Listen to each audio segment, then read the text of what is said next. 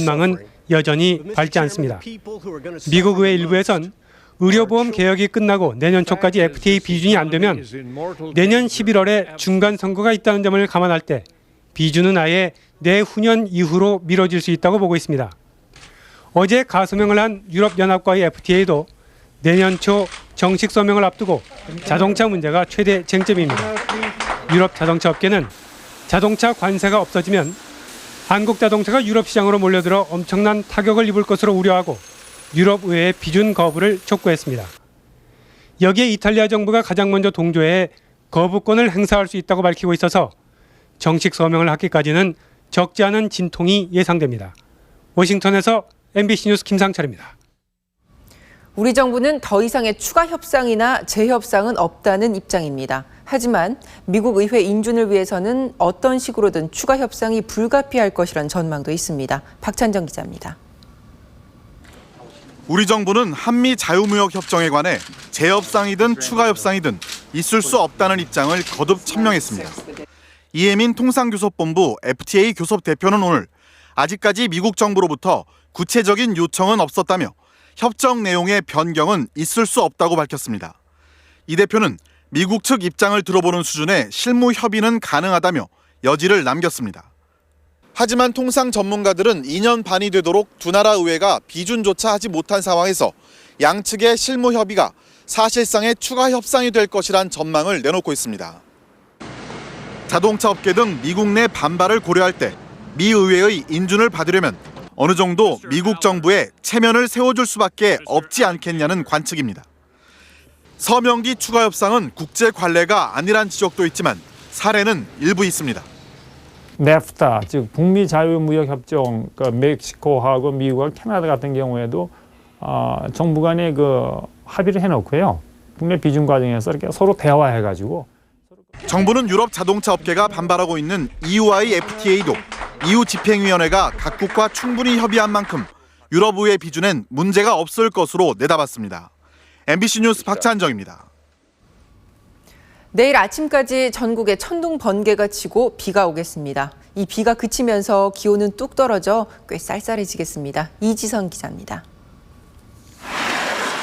오늘 저녁 중부지방에서 시작한 비는 밤사이 전국으로 확대돼 내일 아침까지 계속됩니다. 이번 비의 예상 강우량은 경기 북부와 강원 북부 지역이 20에서 60mm, 그 밖에 중부지방은 10에서 40mm, 남부지방은 5에서 20mm가량입니다. 자정을 넘어서면서 돌풍과 함께 천둥 번개가 치는 곳도 많겠습니다. 인천에서 목포에 이르는 서해안 지역에는 오늘 밤 강풍주의보가 내려질 예정입니다. 내일 비가 그치면 기온이 뚝 떨어지겠습니다. 서울 낮 최고 기온이 16도로 평년보다 3도 이상 내려가고 바람까지 불면서 체감 온도는 더 떨어질 것으로 보입니다. 북쪽에서 찬 공기가 남쪽으로 내려와 기온은 3, 4도가량 더 떨어지겠고 앞으로 계속 기온은 떨어지는 추세에 들어서겠습니다. 기상청은 모레 아침엔 서울의 최저 기온이 8도로 올가을 들어 처음 10도 이하로 떨어지는 등 더 쌀쌀해졌다가 오후부터 조금씩 풀릴 것으로 내다봤습니다. 쌀쌀한 날씨와 함께 단풍이 드는 속도도 빨라져 설악산은 이번 주말 절정을 이룰 전망입니다. MBC 뉴스 이지선입니다. 네, 이렇게 단풍이 절정인 요즘 산악 사고가 급증하고 있습니다. 지난 한 주 사고가 났다 구조된 사람이 설악산에서만 70여 명에 이르는데 술판에서 하이힐까지 그 사고 원인도 다양합니다. 김인성 기자입니다.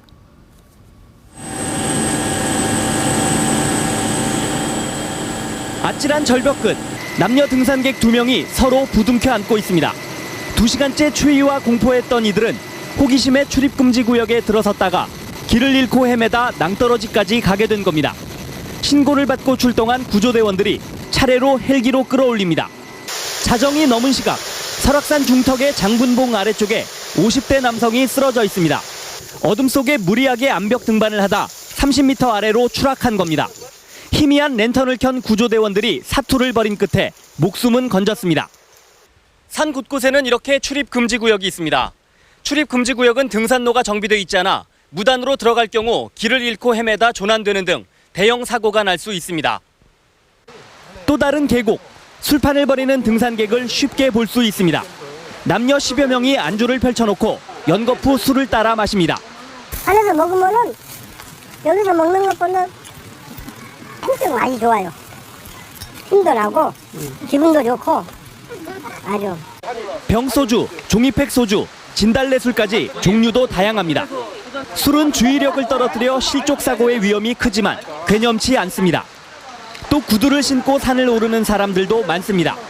한 여성은 발이 아파 벗은 하이힐을 손에 들고 산을 오릅니다. 날씨가 변화무쌍한 가을산을 준비 없이 오르고 있는 겁니다. 그 옆에 분들이 춥다고 거기는 올라가면 추워서 안 된다고 잠바 가져가야 된다고 그래가지고 잠바 가지고 올라오기를 잘했어요. 대청봉에 오니까 너무 추워가지고 막. 산악사고는 단풍철에 50%가 발생하고 특히 사망자의 94%는 단풍철에 집중돼 있습니다. 지난 일주일 동안 설악산에서만 50여 건의 산악사고가 발생했고 헬기까지 동원돼 구조된 사건만 10여 건에 이릅니다. MBC 뉴스 김인성입니다. 이번 주말에도 단풍 구경 많이들 가실 텐데요. 안전한 산행을 위해서 구체적으로 어떤 것들 신경 쓰고 또 뭘 챙기셔야 할지 박주린 기자가 알려드리겠습니다. 가을 산을 오를 때 가장 신경 써야 할 부분은 기온 변화가 크다는 점입니다. 한낮과 저녁의 일교차가 보통 10도 이상 나는 데다 산 정상에선 기온이 급격히 떨어지기 때문에 평상복이나 얇은 옷만 입는 것은 금물입니다. 올라올 때는 좀 더운데 이제 올라와서 가만히 있으면 또 춥고 이러니까 좀 따뜻한 잠바 같은 게 있으면. 땀을 흘린 뒤 차가운 바람을 계속 맞을 경우 심하면 저체온증으로 사망에 이를 수도 있어 여벌옷을 반드시 챙겨야 합니다. 자기 몸을 보호할 수 있는 보온의, 그다음에 따뜻한 물, 그다음에 산에서는 빨리 어두워지니까요. 랜턴 등. 술에 대한 잘못된 상식도 사고 위험을 높일 수 있습니다. 이게 추울 때 그냥 술 한두 잔 하면 몸이 따뜻해진다고 그런 얘기가 있어서. 하지만 등산 도중 술을 마시면 오히려 열을 많이 빼앗겨 저체온증에 쉽게 빠지게 되고 체력 소모도 심해져 사고 위험도 그만큼 높아집니다. 올해 북한산에서 발생한 101건의 사고 가운데 61건이 음주에 의한 사고였습니다. 산행에 운치를 더하는 낙엽도 때론 위험 요소가 됩니다. 이렇게 낙엽이 많이 쌓여 있는 바위는 상당히 미끄럽기 때문에 피해가는 것이 좋습니다. 바위산은 특히 미끄럽기 때문에 일반 운동화를 신고 오르는 것은 피해야 합니다. 이 밖에도 쌀쌀한 날씨에 무리하게 산을 오를 경우 심장에 무리가 갈 수 있어 호흡이 가빠지면 무조건 그 자리에서 쉬어야 하고 상태가 심각할 땐 구조대가 올 때까지 지속적으로 인공호흡을 실시해야 한다고 전문가들은 조언합니다. MBC 뉴스 박주린입니다. 세계에서 7번째로 긴 다리인 인천대교가 오늘 개통식을 가졌습니다. 일반 차량의 통행은 월요일 0시부터 허용됩니다. 조문기 기자입니다. 국내 건설 역사상 최대 규모를 자랑하는 인천대교가 오늘 개통됐습니다. 지난 2005년에 공사가 시작된 지 4년 4개월 만입니다.